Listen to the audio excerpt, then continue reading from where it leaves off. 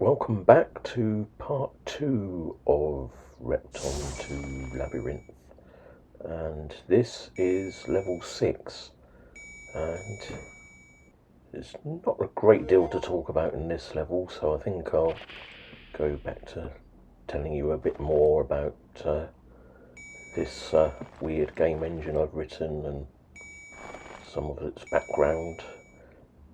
I've mentioned before that because it's written in C++ with SDL, it would be quite difficult to add a GUI to it with all the menus and things that you would normally expect in an actual Repton product. So this doesn't have any frills.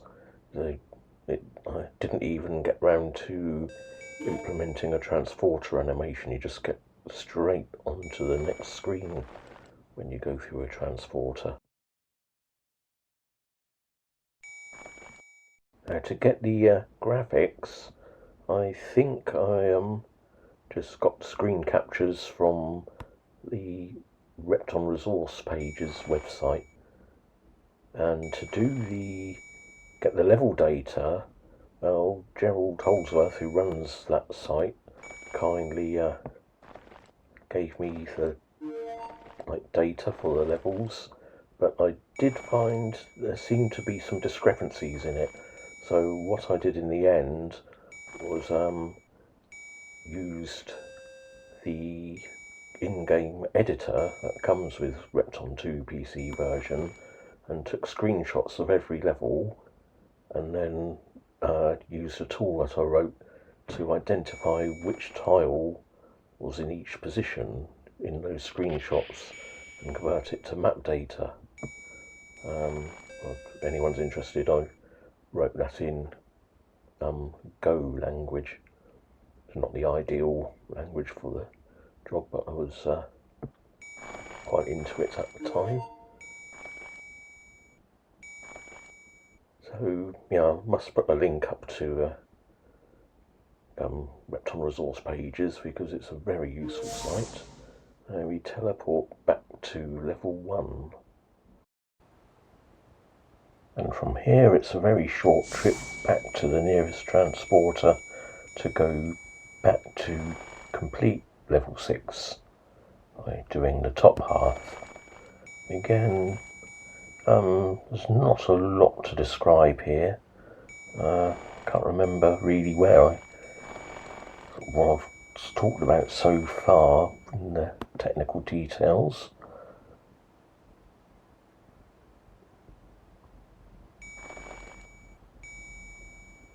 So here we go, there's a monster that we need to squash. A little bit of a tricky one, as it can kind of end up chasing you round that square thing if you're not careful. Here you just need to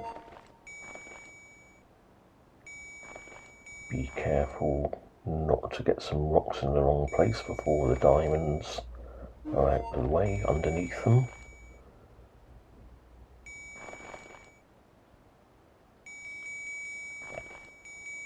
So yeah, that's it really, and back to this hub level 4.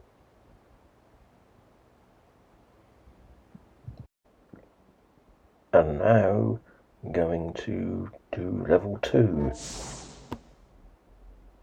Right. The main thing about this level is the spirits are wandering around the outside like that, so you need to drop a rock down the middle to divert them so they get all the cages eventually, and then when you've done that you can tackle the 4 rooms inside one at a time.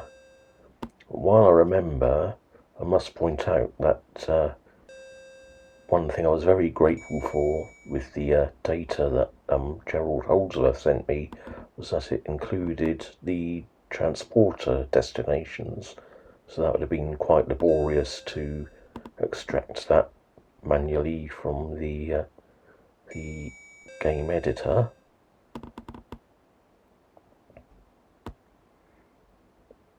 But now I've collected most of the diamonds from outside. I can... Oh no, there's still a cage there. Anyway, while I'm waiting for the spirits, I can go back in here and tackle this room. I believe it's important to do this one quite early on before you get the key anyway, because look at that rock. It's perched on top of a safe there, and that would block this room if you got the key first. And this is level 3, so like lots of safes, and the key is not accessible from this visit.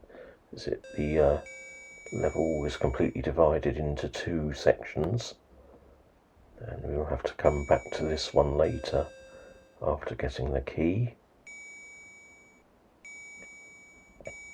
So at the moment I'm just releasing a couple of spirits so that one of them will eventually unblock the passage to that transporter, which you can see in the bottom left now. Not much point in doing the rest of this level yet until we've got the key and all the safes are converted. Now back to level 2 again. It's quite a brief visit. I can get the key now because I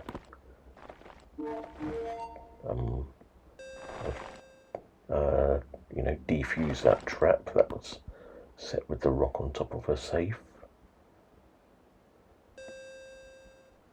Well, there's a monster there, but don't worry, be able to deal with him later. Now back to level 4.